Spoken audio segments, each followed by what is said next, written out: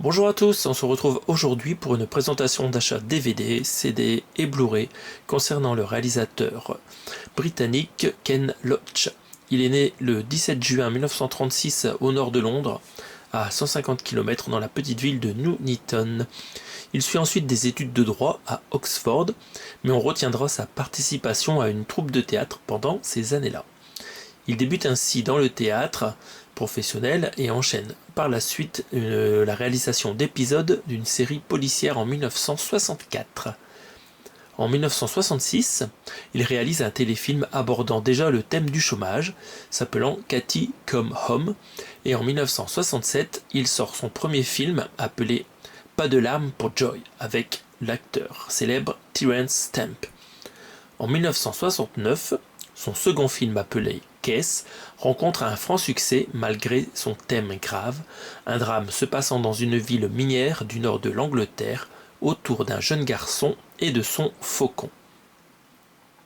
Il montre dans son cinéma un style naturaliste, en présentant sans détour les affres de la misère au Royaume-Uni. Il participe ainsi au renouveau du cinéma britannique dans les années 80 et 90, et il met aussi en scène des moments historiques de son pays. Il est très engagé à gauche et partage sans tabou ses idées politiques au public, déclenchant parfois la polémique. Il est reconnu mondialement avec ses 2 palmes d'or cannoises et plein d'autres prix. Alors on va passer tout de suite à mes achats et on va commencer inhabituellement par un CD. Il s'agit de la BO du film Land and Freedom que j'ai trouvé pour 2 € dans une solderie. Ce film raconte une histoire historique. Ça commence par la mort d'un grand-père et ça parle du parcours de cet homme communiste convaincu pendant la révolution sociale espagnole de 1936, pendant un long flashback.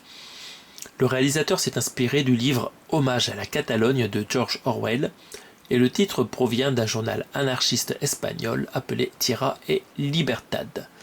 Donc ici on voit le titre en anglais, c'est Pays et Liberté. Donc terre et liberté, donc c'est la même chose. Dans ce film, on retrouve Ian Hart qui interprète le héros et vous avez pu le voir dans Harry Potter à l'école des sorciers. On retrouve aussi parmi les acteurs le réalisateur Tom Gilroy ainsi que le scénariste Paul Laverty qui va travailler par la suite énormément avec Ken Loach en tant que scénariste. Ce film est sorti un 4 octobre 1995 en France. On va regarder à quoi ressemble cette BO. Donc elle a été composée par George Fenton. On voit ici une image, je pense que c'est une image historique, je ne sais pas si c'est une image du film. Donc une histoire de la Révolution espagnole, c'est écrit ici en sous-titre. Réalisé par Ken Loach. On va regarder le verso.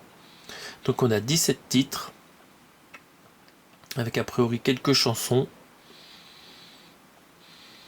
Voilà, donc le CD est un petit peu vieux, il date de 1995, date de sortie du film. Ici sur les CD, on n'a pas de sérigraphie. Et à gauche, on a encore une fois une photo. Ça ressemble vraiment à une photo d'époque. On va regarder à l'intérieur du livret. Donc ici, vous avez une autre photo d'une actrice, a priori.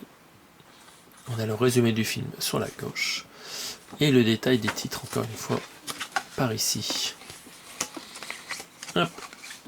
Voilà pour ce CD que je suis content de rentrer dans la collection, même si je n'ai pas le film. On passe au deuxième achat. À Emmaüs, je me suis trouvé pour 1 €. Donc le film AE, je ne sais pas comment on prononce, Fontkiss, qui est un drame scénarisé par Paul Laverty. Donc le titre de ce film, c'est le titre d'un poème de Robert Burns écrit au XVIIIe siècle. Le film raconte les complications rencontrées suite à une aventure amoureuse entre une catholique irlandaise et un musulman. Donc en termes d'acteurs, on retrouve Atta Yacoub qui va interpréter la personne d'origine pakistanaise et qui a aussi joué dans la suite de Trainspotting de Danny Boyle À part ça, il n'a pas fait beaucoup de films. La principale actrice du film, c'est Eva Burstilstel, donc qui est une actrice irlandaise que vous avez pu voir récemment dans la série The Last Kingdom, si vous l'avez regardé. Sinon, pareil, elle n'a pas fait énormément de films. Le tournage s'est déroulé à Glasgow en Écosse et à Nerja en Andalousie en Espagne. Le film donc, est sorti au Festival de Berlin le 13 février 2004 et quelques mois après en France, pour toute la France le 14 juillet 2004 et au Royaume-Uni le 17 septembre 2004. On va regarder à quoi ressemble cette édition. Alors c'est une édition Benelux, c'est la collection Quality Film Collection qui contient des DVD avec la plupart du temps des sous-titres en français, voire la piste en français aussi. Voilà, donc il parle du Festival de Berlin ici, c'est écrit en néerlandais. Le film est interdit aux moins de 12 ans parce qu'il n'y a que quelques scènes de nu dedans. Voilà, donc ici on voit, ils ont refait l'artwork spécial de cette collection de films, qui est moyennement sympathique, hein, parce que voilà, ça fait un noir un petit peu triste. Donc ici vous avez le titre original du film, hein, donc c'est sympa parce que en français ils ont pris un autre titre anglais pour le film. Alors au lieu de garder ça, je pense que c'est Just Kiss le titre du film en France. Sur la tranche on retrouve le logo, le titre de la collection, le titre du film, en bas un petit logo de DVD, et en haut c'est écrit A film, je ne sais pas ce que veut dire le A. Donc là ici on retrouve l'étiquette de l'Emmaüs que je vais devoir, bon j'ai pas réussi à l'enlever donc je vais changer le boîtier. Voilà, je n'arrive pas à enlever complètement les étiquettes, ça me saoule. Alors je vais jeter le boîtier et j'en mettrai un autre.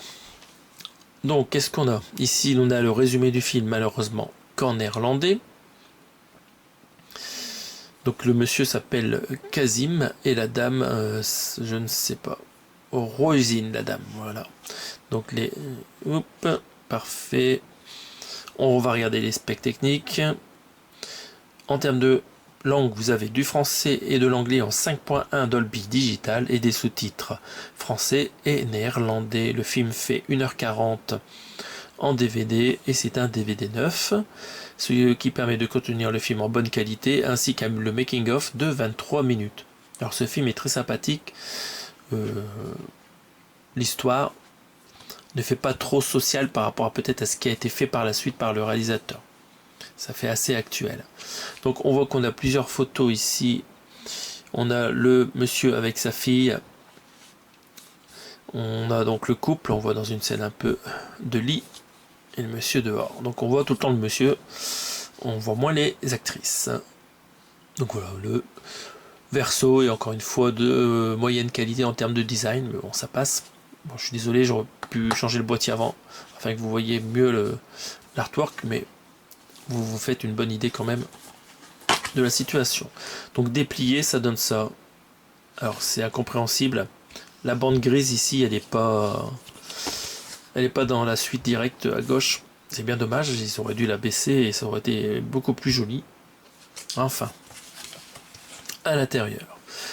Donc un peu de publicité pour d'autres films de la collection Quality Film Collection. Donc ça c'est des films qu'on voit pas souvent en France, hein. Et à droite, une belle sérigraphie sur le DVD. C'était la même chose que le recto de la jaquette. Voilà. Très sympa. Et à l'arrière, ça va être que noir. Hop, donc voilà pour ce film. Pour 1 euro, c'est un bon achat. Alors ce film, il est très rare en Blu-ray. Je suis même pas sûr qu'il existe. Très difficile à trouver en Blu-ray. Donc il faut se contenter de ce DVD. Donc si vous cherchez ce film, n'hésitez pas à acheter la version néerlandaise, hein, parce que peut-être vous la trouverez moins chère, et il y a la version française et sous-titrée français dessus. C'est impeccable. On passe à l'achat suivant sur Discount Game. Je me suis acheté ce Blu-ray suivant, donc Jimmy's Hall. C'est un drame scénarisé par Paul Laverty, encore une fois, s'inspirant de faits réels. Il raconte l'histoire d'un communiste qui quitte les États-Unis et ouvre en 1932 en Irlande une salle pour apprendre à danser le jazz, et qui devient aussi un lieu d'enseignement et d'échange culturel. Malheureusement, à cette époque-là, ça ne plaît pas à tout le monde. dont l'Église catholique et les conservateurs, qui n'aiment pas trop ce lieu de débauche. Les acteurs dans ce film ne sont pas très connus, et ils sont là pour la plupart irlandais, ce qui n'aide pas à leur popularité malheureusement. Le tournage s'est passé aussi complètement en Irlande, notamment dans le village de Drumna et dans la ville de Sligo au nord de l'Irlande. Le film est sorti donc au Royaume-Uni le 30 mai 2014 et en France le 2 juillet 2014. On va déblister ensemble ce Blu-ray. Donc Discount Game, il propose tous les jours des promotions sur des disques. Malheureusement, les frais de port ils sont présents. Il faut acheter 100 € de film pour annuler les frais de port. Mais bon, ils ont des belles choses. Il y a des belles choses dans la boutique. Si vous n'êtes jamais allé faire un tour sur Discount Game, n'hésitez pas à aller voir s'il n'y a pas des choses qui vous intéressent.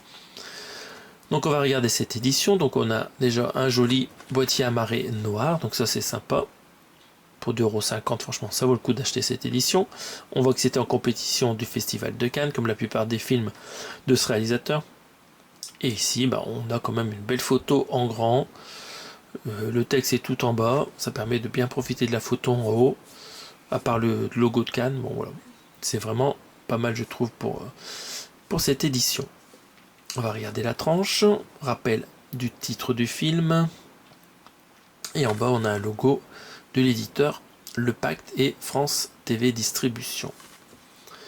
À l'arrière, encore une belle photo en grand, le résumé du film, et en bas les specs techniques qui sont un peu illisibles parce que tout est très très clair en termes de choix de couleur. Donc on va regarder ça ensemble. Durée du film 1h49, langue français et anglais.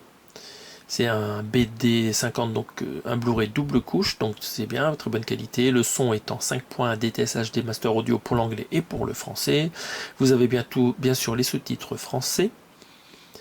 En termes de bonus, un making-of de 35 minutes et des scènes coupées durée 6 minutes, ainsi que la bande-annonce. En termes de photos, en haut on voit que les Irlandais vont nous jouer de belles mélodies irlandaises avec leur violon. Et en dessous, on voit donc la personne qui est donc récupérée par la police a priori. Et il y a des belles scènes dans la nature irlandaise. On voit des belles zones de gazon vert, des vallées toutes vertes. Ça donne envie de regarder le film, voilà, cette vision. À l'intérieur. Donc pas d'illustration sur la jaquette à l'intérieur. Et on retrouve en sérigraphie donc ce qu'on avait sur la jaquette. Donc le personnage principal du film en train de danser avec une jolie demoiselle. Voilà pour ce film. On va passer à la suite, parce que c'est pas tout. Sur une braderie à Calais, je me suis trouvé le film Daniel Blake. Donc c'est encore une fois un drame, scénarisé par Paul Laverty qui se passe dans le Royaume-Uni des années 2010 et qui raconte les difficultés d'un menuisier de 59 ans suite à des problèmes cardiaques.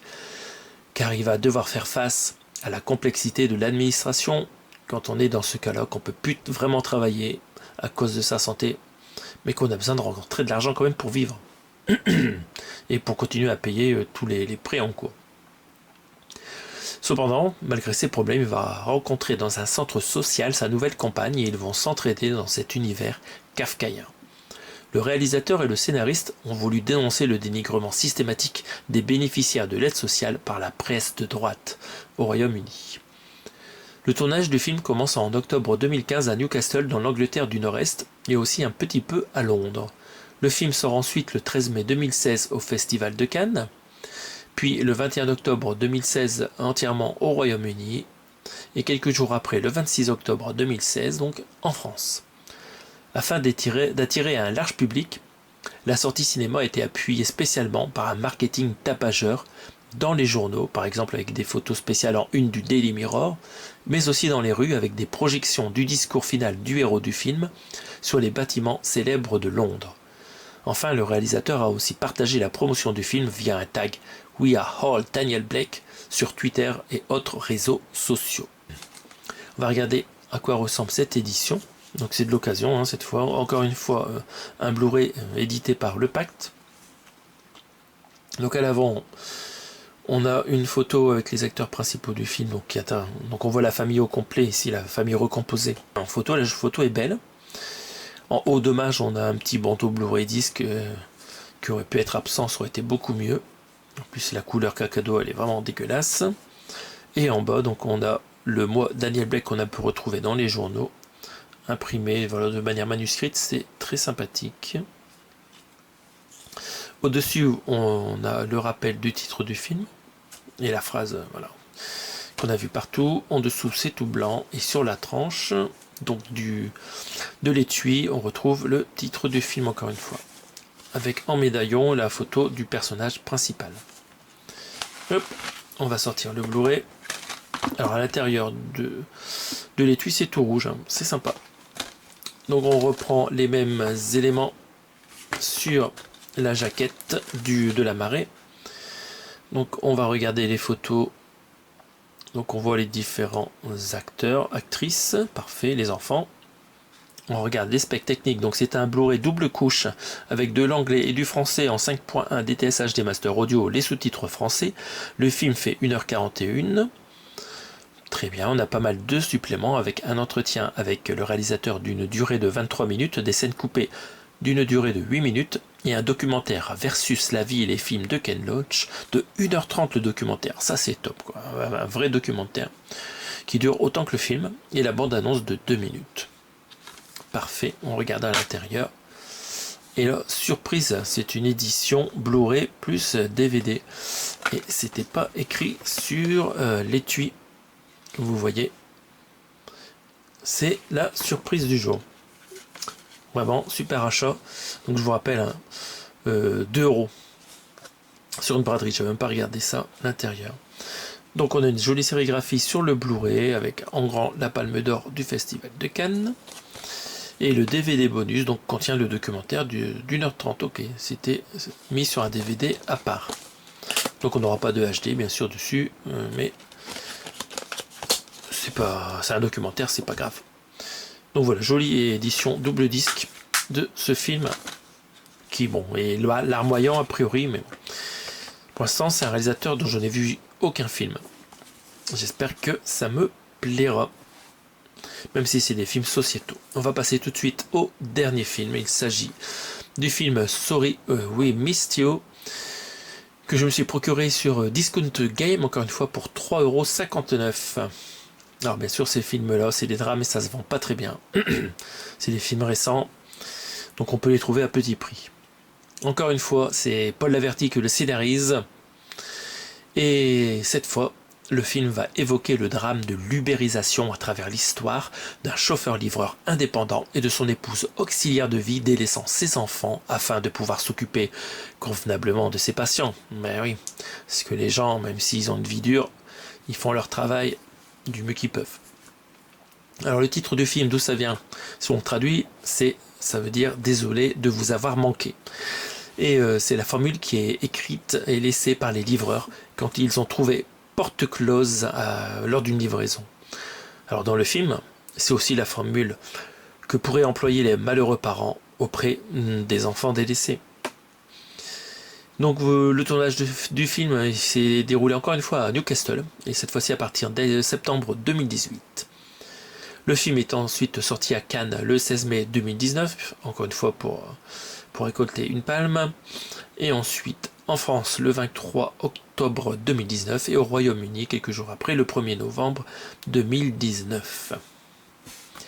On va déblister ce Blu-ray ensemble afin de mieux le regarder. Alors il est un petit peu emballé bizarrement, donc ça ressemble un petit peu à de la remballe, parce qu'il y a moyen de s'acheter une machine qui emballe les DVD. Enfin bon, voilà, c'est très léger, hein. Mais un petit doute quand même. On vérifiera l'état du Blu-ray pour voir si c'est quelque chose qui a déjà été utilisé ou pas. Ah, c'était bien serré. Hop, voilà, c'est déballé.